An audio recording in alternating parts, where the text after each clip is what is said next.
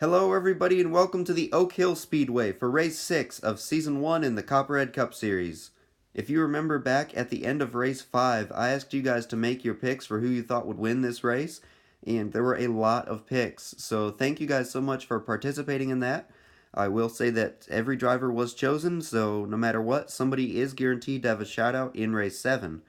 And right now the field is rolling off the front stretch, and we're going to take a look at the race info and starting lineup.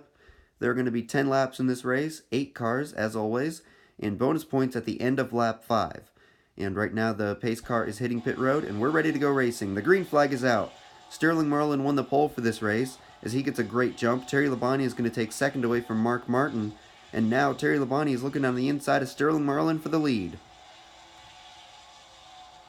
Remember earlier this season for race 2 when we came to this racetrack, Terry Labonte went home the winner, and that is the reason that he is locked into the playoffs right now. Sterling Marlin does not have a win yet, so he is not locked into the playoffs, and neither does Kyle Petty, who's in 3rd place. And we've got a crash, 4 cars involved, as Bobby Hamilton just slammed Johnny Benson into the outside wall. The yellow flag is out. The red flag is likely going to come out because the backstretch is blocked. Mark Martin did not get a lot of damage, so he may be able to continue going. Here's the replay. It looks like Bobby Hamilton just slammed Johnny Benson into the outside wall, but I'm not sure why. And then Johnny Benson slides back down the racetrack and collects Bill Elliott.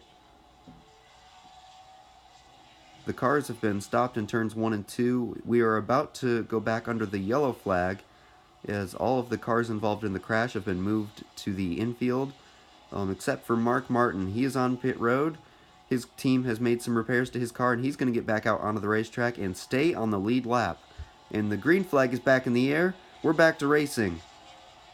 Mark Martin is still on the lead lap, although he is really close to going a lap down. He's going to need a caution to get back into this race. Kyle Petty is on the inside of Sterling Marlin looking for the lead, but Sterling Marlin is hanging tough on the outside.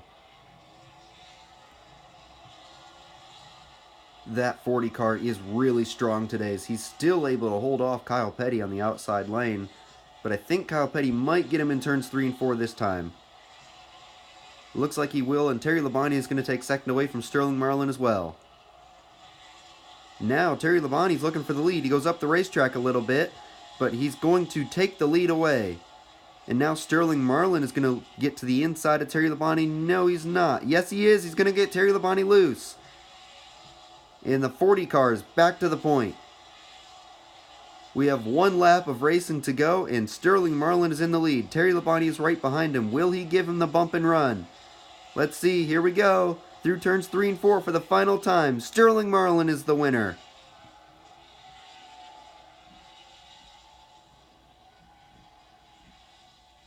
So Sterling Marlin locks himself into the playoffs with his first win of the season, and 2 people did pick Sterling Marlin, so Brian Ferris, you will have a shout out in race 7, and Snow Kitty 41, you will have a shout out in race 8.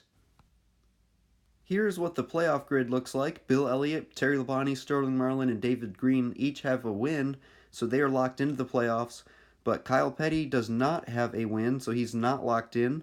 Mark Martin could definitely earn enough points to get in on points, or he could get a win. It'll definitely be interesting to see what happens in race 7, so I definitely hope you join me for that race, and thank you guys so much for joining me for this race.